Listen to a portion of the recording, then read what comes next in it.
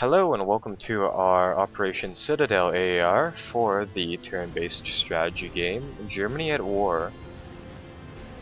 Now this title is fairly similar in the veins of the Allied Corps and Panzer Corps line of games. It's for players who enjoy those titles, although wish for a little bit more complexity and more depth.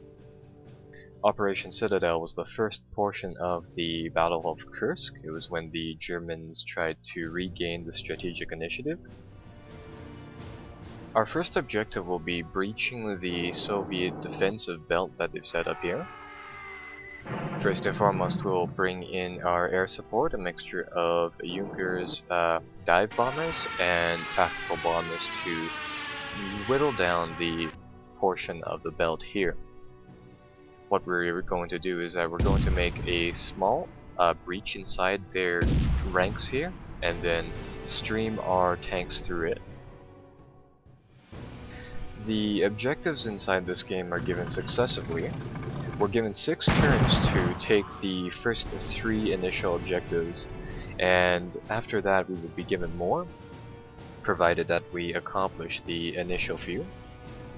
What I'm going to do here is that because we have such a short amount of time, I will be streaming our panzer tanks through this little gap and focusing on the Russians' second belt of defense. Like the Panzer Corps line of games, how attacks are essentially conducted inside this is that they follow an I go you go system. Each player takes their turn independent of the other one's actions.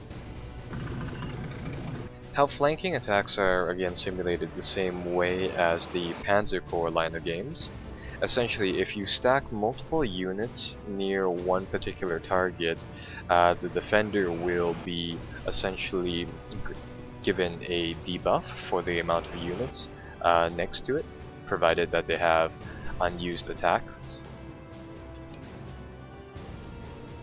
Now, since we're only given 2 bomber units capable of providing effective support, I'm going to have to use our fighters here to do some rudimentary damage to the the first belt of defense.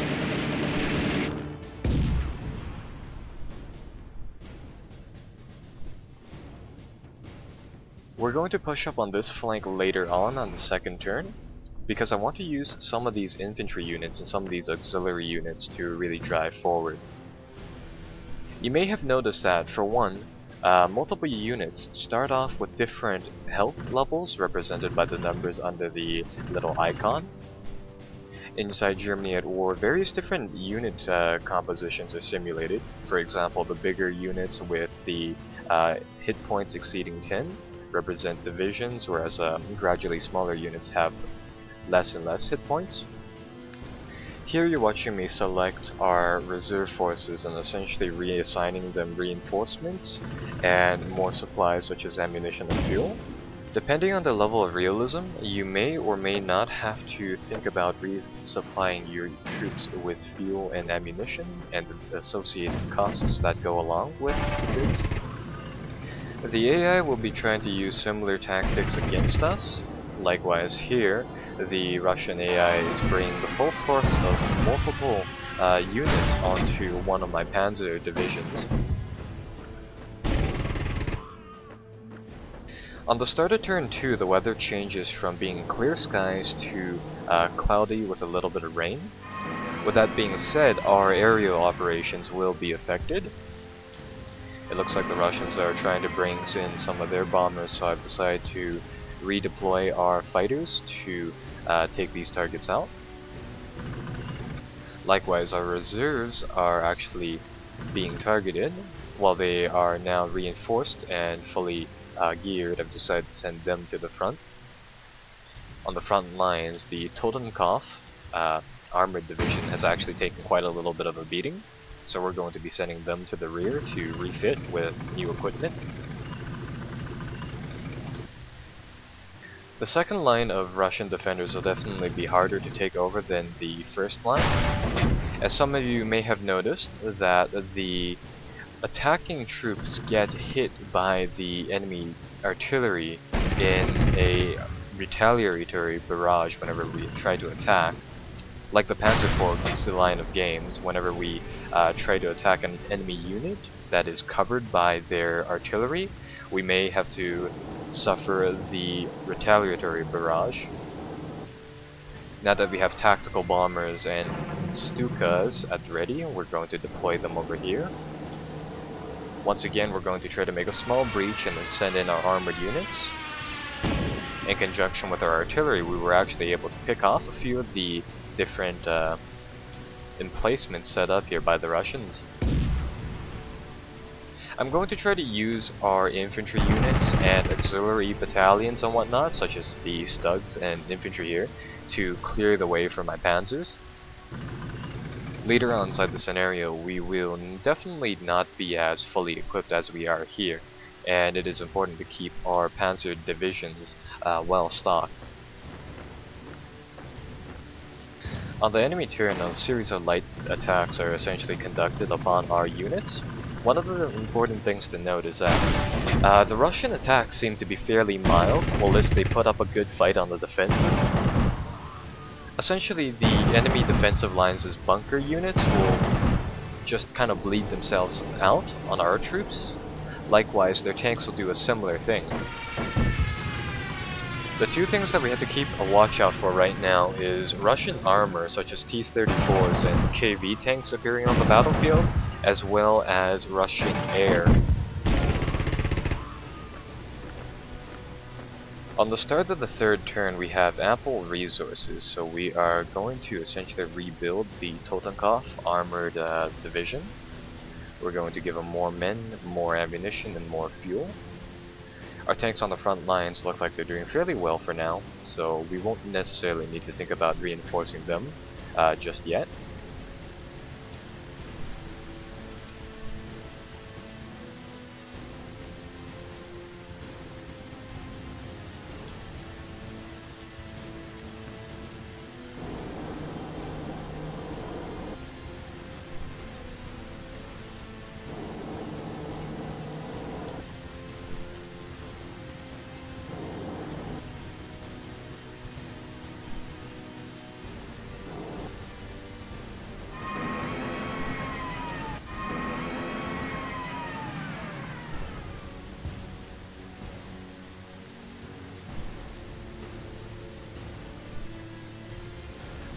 Our main worry on this part of the battlefield is simply trying to take out the Russian armor elements, as well as making a little bit of a run for our third objective located on the right side of the map. You may have noticed that there were quite a lot of defensive fortifications and positions located on the other side of the Donets River.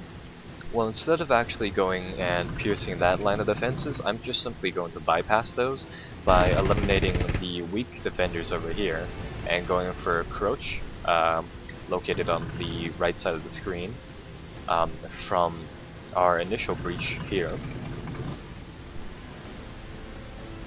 We're going to have to start clearing out this town in a little bit. First, we're going to get rid of some of the defenders here, such as these anti-tank guns which pose a threat to our tanks. The Russian artillery isn't all that devastating against our tanks, so we should be able to weather out an attack on this town. What will be a problem is dislodging the infantry inside within a reasonable amount of time, and taking reasonable amounts of casualties doing so. I'm going to try to get our auxiliary units here, such as the Stugs and the infantry, to play more of a direct role.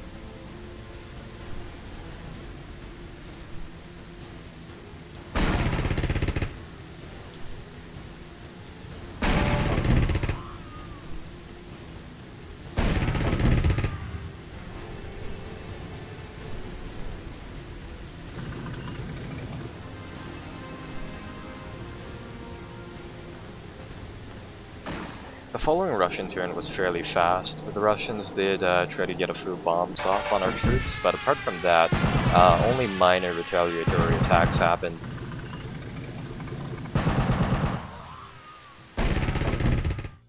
On the following turn, we finally make a drive towards the third objective with our tanks.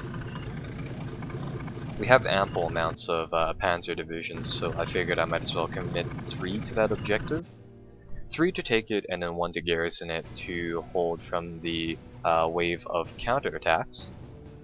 In the meantime, our artillery regiments are starting to run out of ammunition, so we will have to be refitting these. The game can work on 2 different settings. You can set it so that your resources are only spent on reinforcing your troops, or alternatively you can play with the detailed supply, which it costs to actually resupply your troops with ammunition and fuel. Following another uneventful turn, we have essentially gained control of all 3 major objectives located on the map now. Although the presence of Russian T-34s is a issue, we are currently focused on really penetrating the last portions of the defensive line here. Artillery pieces inside this game don't seem to go down as easily as inside the Panzer Corps series of games. With 3 different tank divisions, I predict that this objective will fall fairly easily.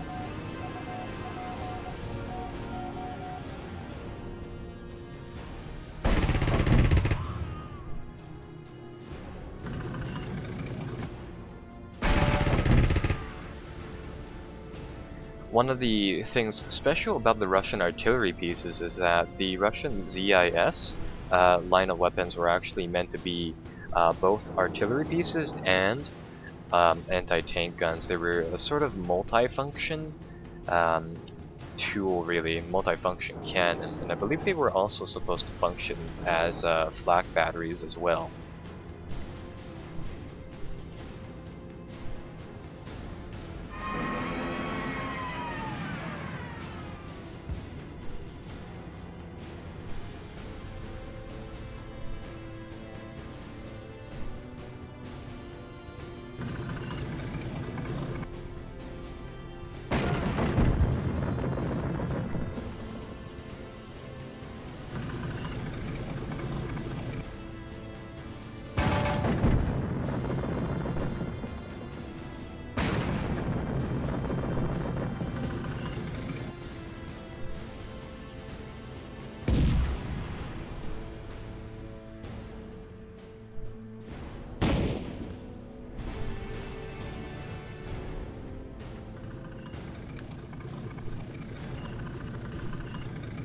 After penetrating the defensive belt, only localized defenders were present in the following objectives.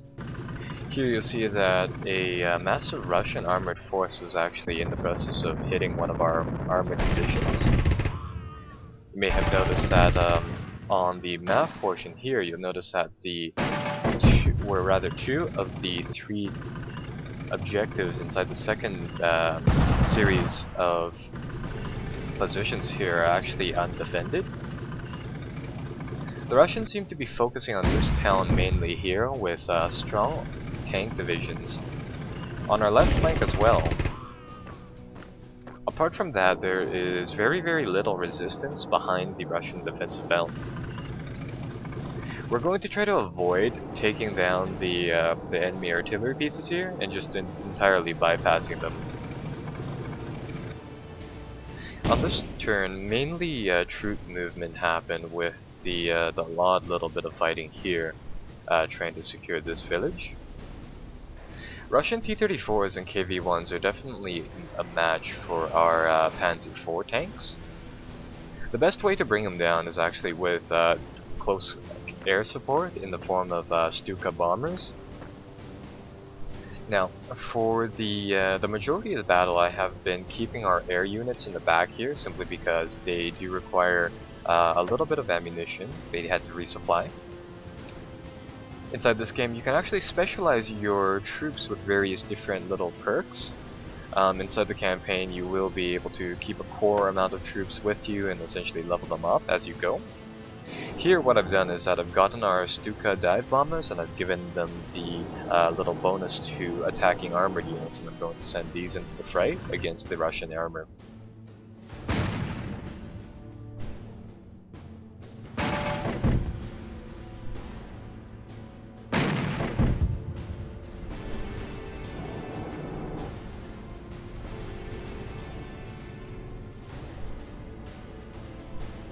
On this turn, we essentially take out the remaining armored pieces that the AI has here.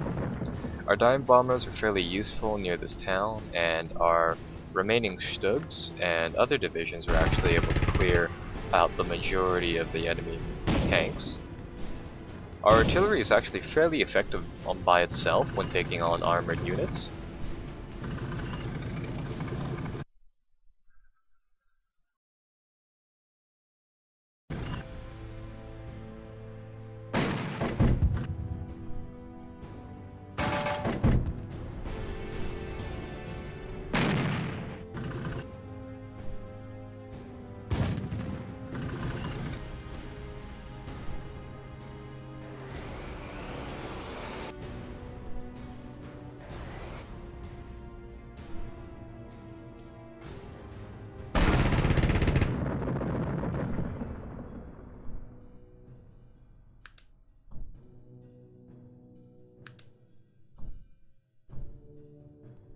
On our left flank, we've actually been able to almost encircle one of the remaining T-34 divisions.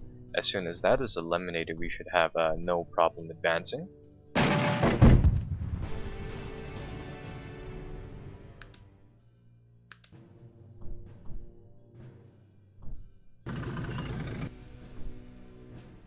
After taking out the second 3 objectives and ending the second phase of the scenario, I've decided to essentially rearm our troops and re-equip them.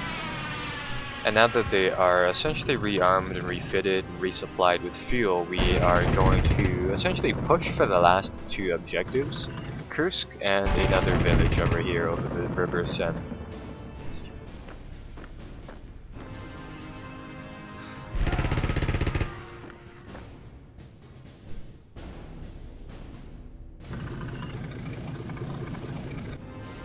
The majority of our forces were concentrated here, taking the bridgehead and eliminating the last few armored units on the map. In the meantime, Kursk was essentially undefended, with only 3 infantry regiments and a single Yad Panther battalion. We were actually able to overwhelm the city and take it over. After taking Kursk, I actually noticed that we were essentially given 20 turns to finish the scenario. Of those 20 turns that we were allotted, we actually had about 4 or 5 remaining. This is Pew Pew Choo Choo. I hope you guys enjoyed the AAR, and be sure to like and subscribe for more.